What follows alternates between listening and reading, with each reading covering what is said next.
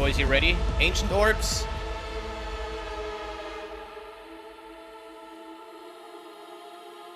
Soul Thirst.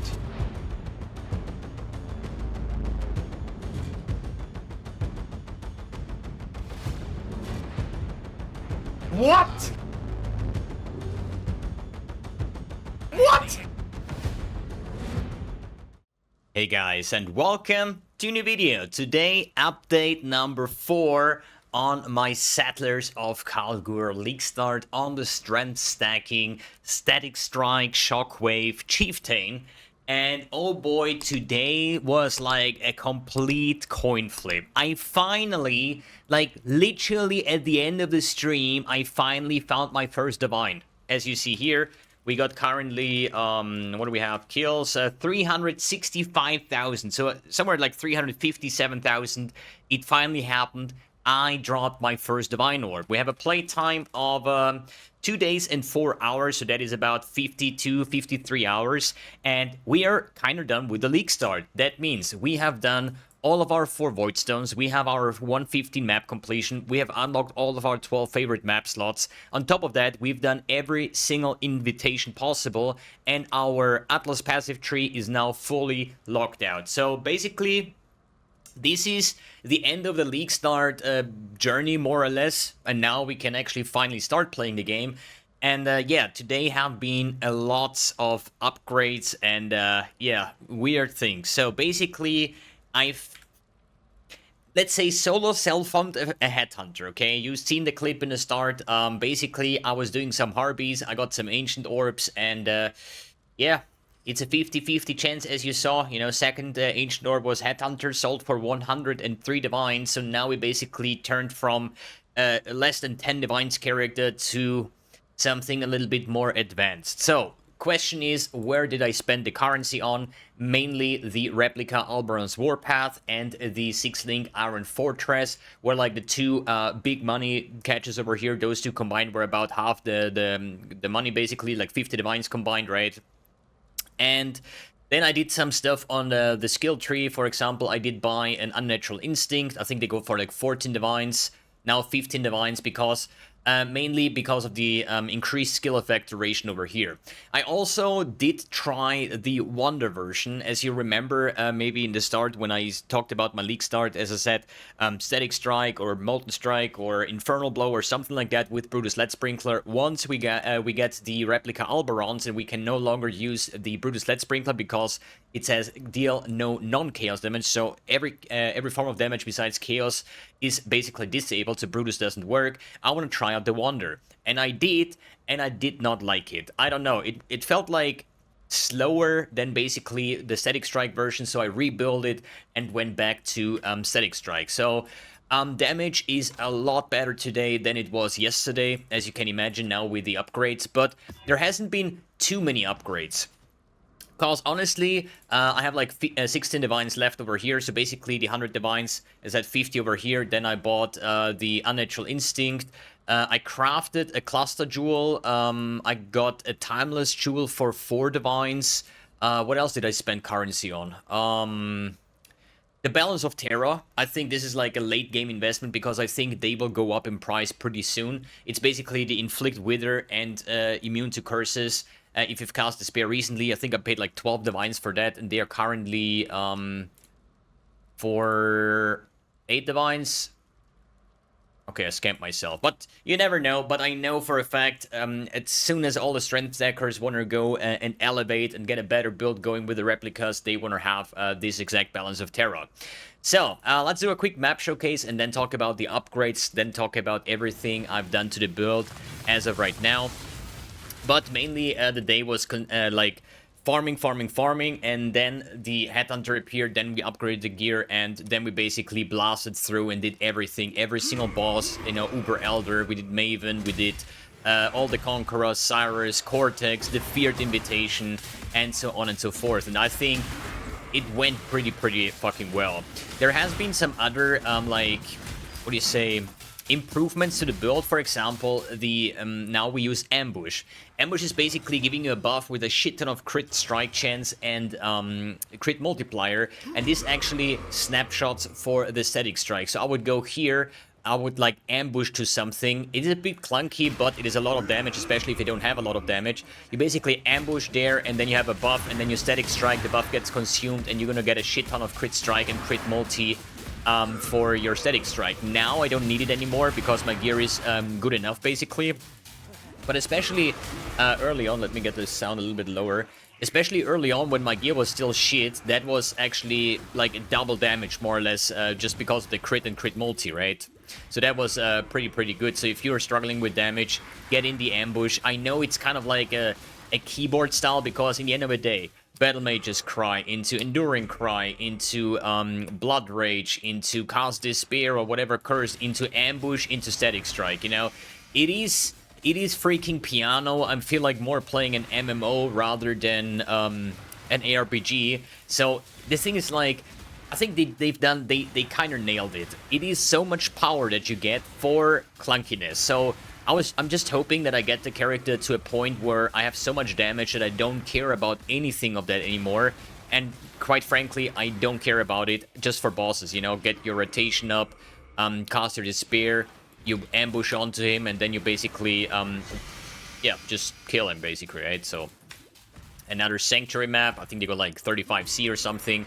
But yeah, now we can basically start playing the game, and now we can start testing things around, because I have such an urge to actually play something with Ignite. So maybe tomorrow I'm gonna try out something, strength stacking. We're gonna stay with the character, we're gonna stay with the archetype, but maybe some strength stacking, melee Ignite or something like that. Because there is also a very nice enchantment on your, you know, rune table, more or less, where it says the ignites get spread to nearby enemies, right? And I think this is the same ignite as Abrad's Hooves, or the, what is it, the Barracks Respite, right? And if that's the case, we could make an insane clear character. The question still remains, how do we scale the damage properly? Because all these, like, the way Strength Stacker works here with, like, you know, Iron Will and increases to spell damage, apply to attack damage and stuff like that. This is basically attack damage, and increased attack damage or increased spell damage does not increase ignite damage, so that's kind of like the issue there, right? But I think just with the raw amount of flat damage that we get from strength stacking, we might be able to inflict some nasty ignites. And since we have a lot of crit, we could maybe go even further and say we go crit ignite in the case of, what is it, replica, not replica, yeah, well, replica at Series Equity for the perfect Agony Keystone. But as you see, mapping-wise, it is just so chill right now. We have so much damage. As I said, all the Conquerors, Possessed, whatever, was quite nice to do. So, what were the upgrades to do today? As I said, those two items. Then, basically, since we cannot no longer use the, what is it, the Brutus Lead Sprinkler, we need something else. This one is a super cheap weapon. I think I bought it for 5 Chaos with a really good roll.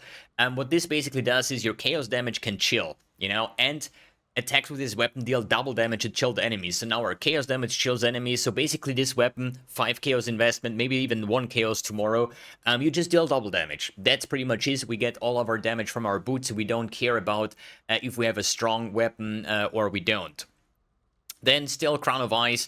I swapped from the Xov's Blood into an Astromantis now, just because the Xov's Heart has Fire Pen and stuff like that, and now we deal only Chaos damage, means we're also Reflect immune, means I need another option, and this was like the best use case. And there is a new anointment, I think it was double Violet or double Opalescent with Prismatic something, but it gives 15% Chaos Pen, which is kind of insane, because usually you take this node with 7 Chaos Pen and 27 increased damage, but this new one actually has freaking 15% Chaos Pen, so that is actually very, very nice. Still the same rings. Shield, I have one upgrade, and this is the Wrath Pit Globe. This is kind of like my choker card if my damage starts to become really bad. It has 5% increased spell damage per 100 player maximum life, and with the Crown of Ice, we turn this like increased spell damage, like with, like, for example, here we have 6,000 life divided by 100 times 5, so we get 300 spell damage, and then times 1.5. So this shield gives him basically 450% increased damage, and that is like quite nice to have. I was actually trying when I played the Wonder with the Sacred Wisps, but sadly, sacrifice 10% of your life when you use or trigger a spell skill those whiffs basically trigger something, but it's kind of buggy because instead of like if they just shoot once you just lose 10%, it's like every hit they do you lose 10%. You just basically kill yourself with that. I don't think this interaction is intended. I'm totally fine when they proc that you lose 10% because you trigger something, but not on every hit, because you know this is just like breaking, yeah, you kill yourself basically. Still the same flasks. We've done some upgrades here on the tree. I crafted this one today. Very lucky actually. I alt spammed and I got 35% increased effect and 4 strength. Then I regaled into T1 life and I exalt slammed into fire resistance. So that cost me like 100 alteration, 1 exalt, 1 augment, 1 regal, and that's about it. And that's why we basically scale this one now. Then I got a megalomaniac. This was not really needed, but what I wanted to have is the overlord. And overlord says melee hits with maces, scepters, and staves fortify. And with that, I saved myself quite a bunch of skill points here because I don't need the fortify mastery anymore, right? Other than that, pretty much the same tree. We just started to go on the top side now to drag it out for the split personality. Because strength accuracy could be strength life, could be anything, but as soon as I had the Astramentis, we no longer have any problems with int and dexterity, so that is totally fine.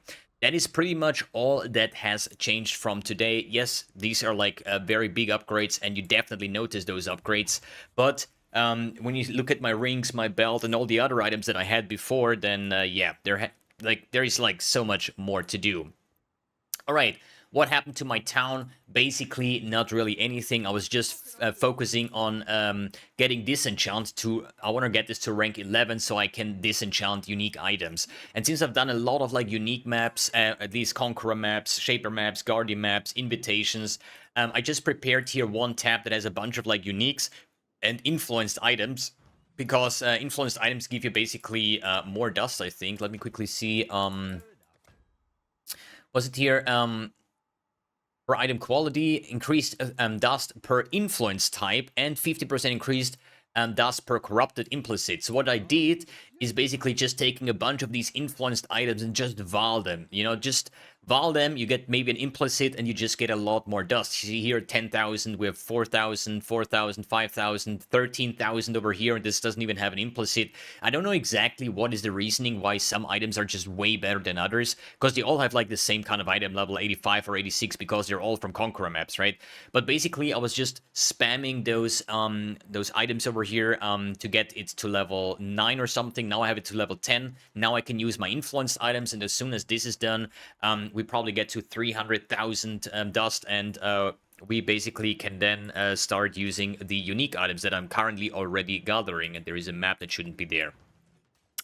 Other than that, I also got my smelting to maximum now. I got my mining maximum, my main city, and the only thing I'm not doing is shipping and maps, which is kind of weird, because today, I don't know how much it is right now, but today I tried, I used like over 100,000 dust basically for upgrading, right? But if I would send a whole ship, I had like 10.7 million worth of resources, right? And now it's like, yeah, 10.9 million, even though I spent like 100,000 dust, right?